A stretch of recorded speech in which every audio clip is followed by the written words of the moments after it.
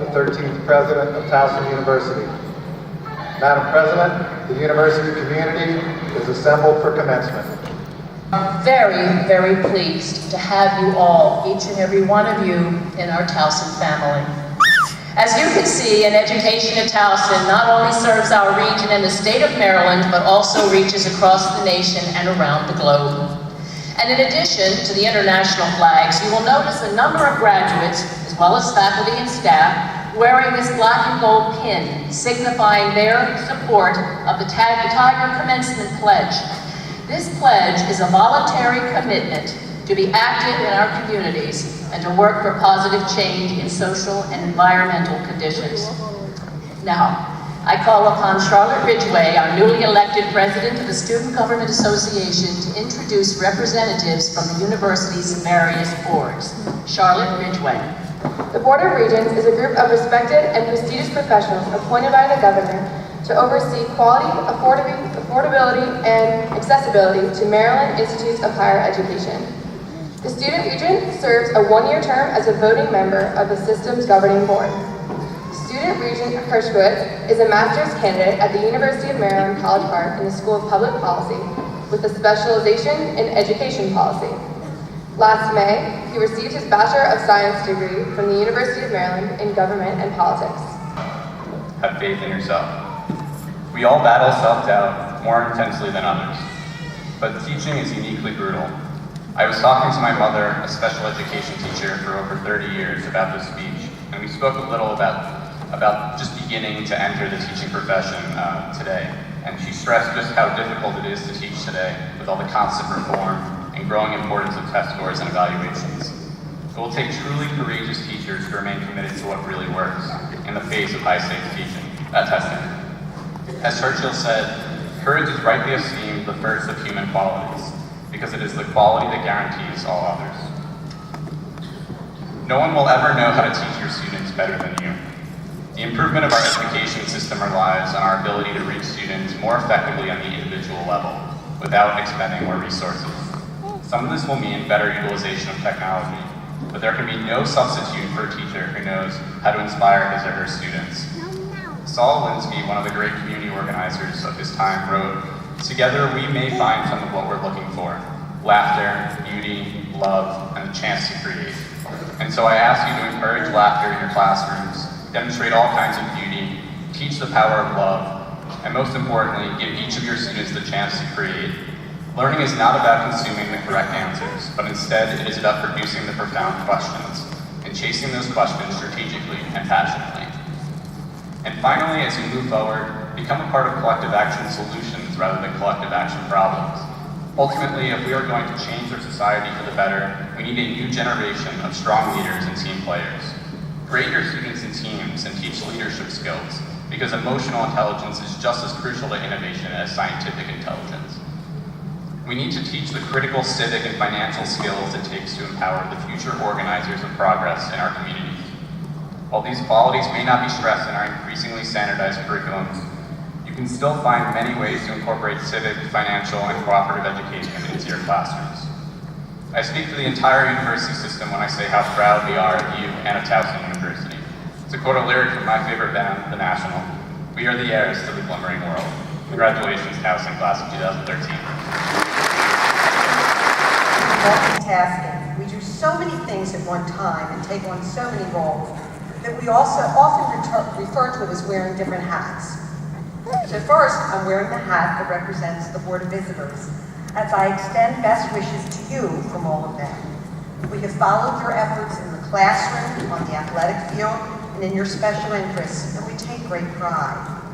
And I'm wearing the hat that identifies me as the Towson University of Law College of Education, who has seen tremendous change at her university and proudly identifies with this.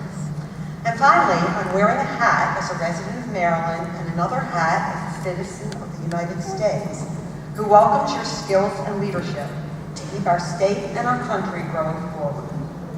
I often see the list of Towson graduates who are leaders in the field of business, arts, education, research, community activism, government, and philanthropy. Towson has earned the reputation for producing leaders, and I look forward to seeing names of people from the class of 2013 included in that list in future years. And you too wear many different hats. The most obvious today is the graduation hat. Along with your cap, your gown and diploma, it is recognition of your academic achievement, hard work, commitment, and perseverance. And the hats that you wear that we don't see right now are those of son or daughter, perhaps mother or father, sibling and friend. They are the hats that hopefully kept you grounded during your years at Towson and will continue to be just as important in the years to come.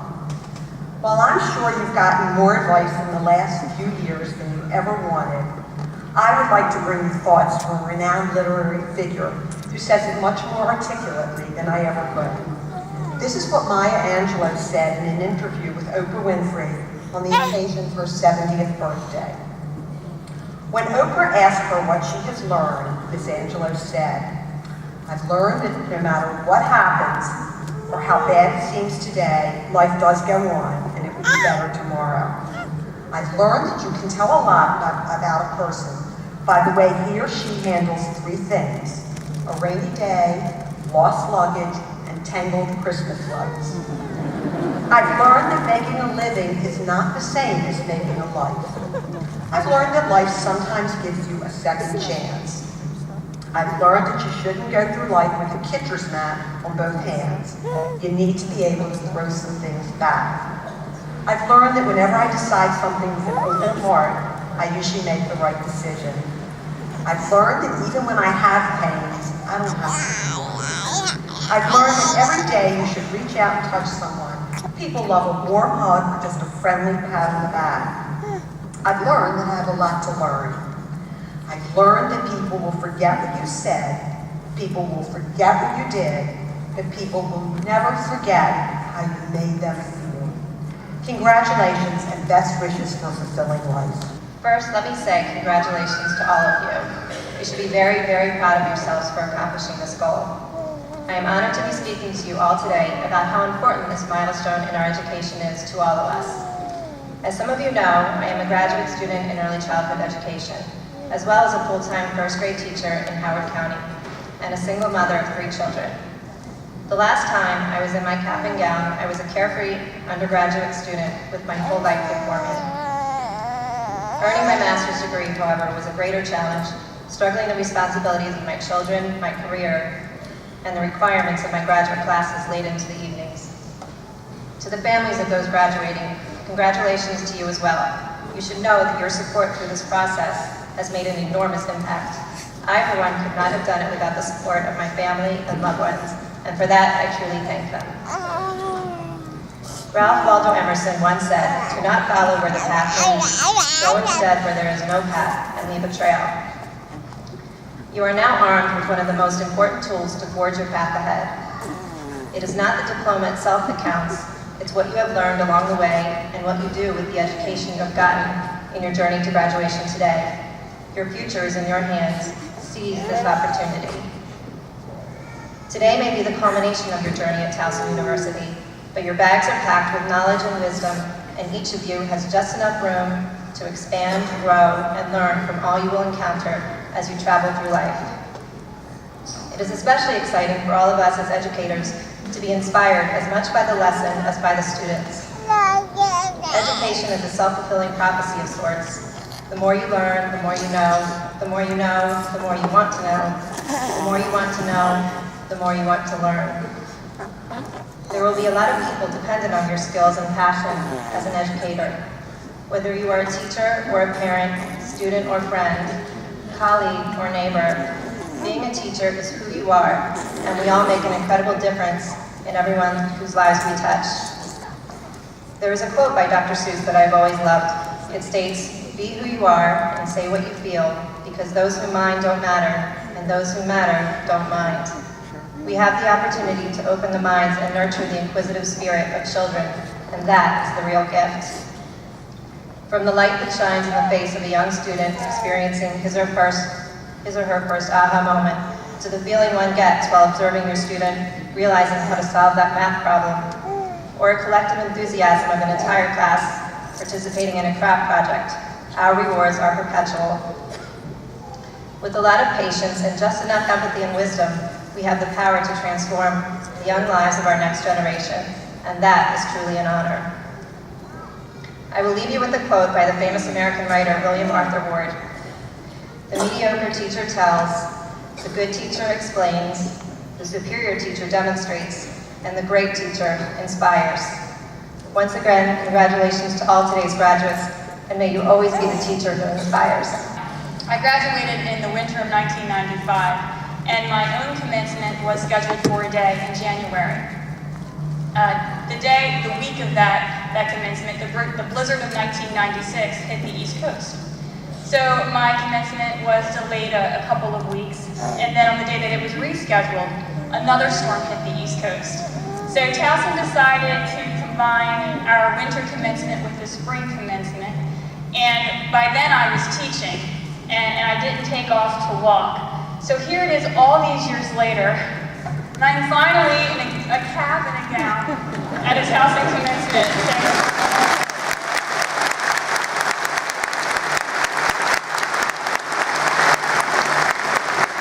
And what an honor to be here with the class of 2013. What an honor to be here as Maryland Teacher of the Year, and what a testament to the strength of Towson's education programs.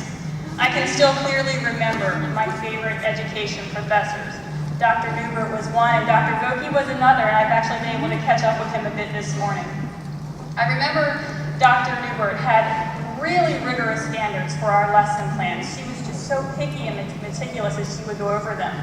So I would spend hours just thinking about one activity, and I would try to find the very best resources, and I can remember we would groan and complain, and Dr. Newbert would say, look, if you're lucky, you're going to be doing this for the rest of your lives. So you better learn to enjoy it. And I certainly have. I have fun planning instruction today, especially when I can make learning fun for my students. Dr. Vokey used to have this huge unit plan due at the end of his semester, and we all stressed over that. And I can remember I worked really hard on my unit plan, and especially hard on this one particular lesson. And I felt like it had all the innovative and trendy practices in there. It was just jam-packed.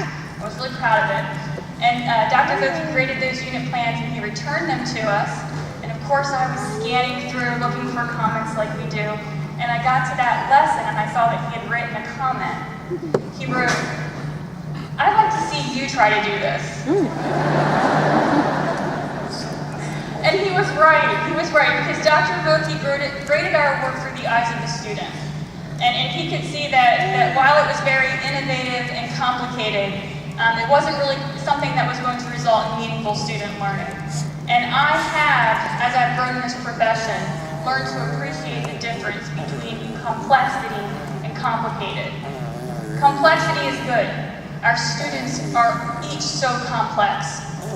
We try to present them with ideas, texts, and problems that are complex so that they can then grapple and grow.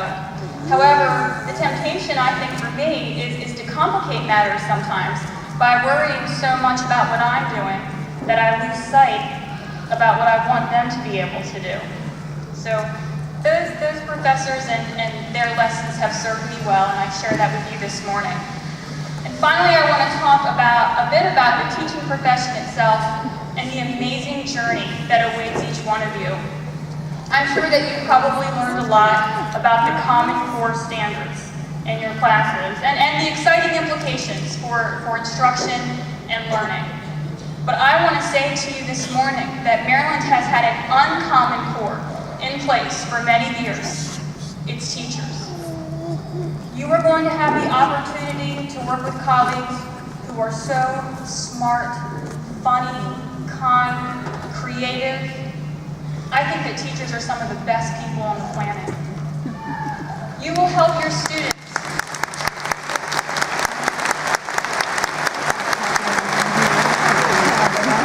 You will help your students to develop the skills that they need to understand themselves, to relate to others, and to explore their worlds. You will have students who are very limited in some ways, but infinitely capable in others. You will have students who don't need you very much, And then you will have students who depend on you as the one solid, reliable part of their day. You will have students who, although they are so young, are ready to settle for less, to trade in their dreams and aspirations for half measures and empty pleasures. And you will get to say to those students, there is so much more. You will show them that education is the bridge between less and more. You will want them to have the same kind of more that you are experiencing today as college graduates, proud families, and shining futures. And you will want more for those students until they want it for themselves. Thank you, and congratulations, class of 2020. Where we now go? John Moorhead, Tara Markey, Sasha Rickard, Sheila Novis, Crystal Romanowski, Hindi Ubadenya.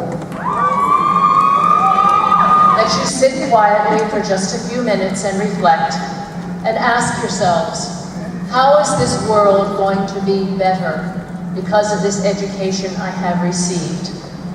How are you going to use this to make positive change in this world? This uncertain world needs you. Oh my dear, it does need you. And it needs your vision and your leadership, your passion, your civility, your empathy, and your commitment. As your president and someone who sat in that seat in a Towson commencement years ago, and then did it again a few years later as a master's candidate, I send you forward with the greatest pride and respect and love and gratitude. And thank you for all you have given to Towson. Now please stand up. Your board tassel from the right to the left.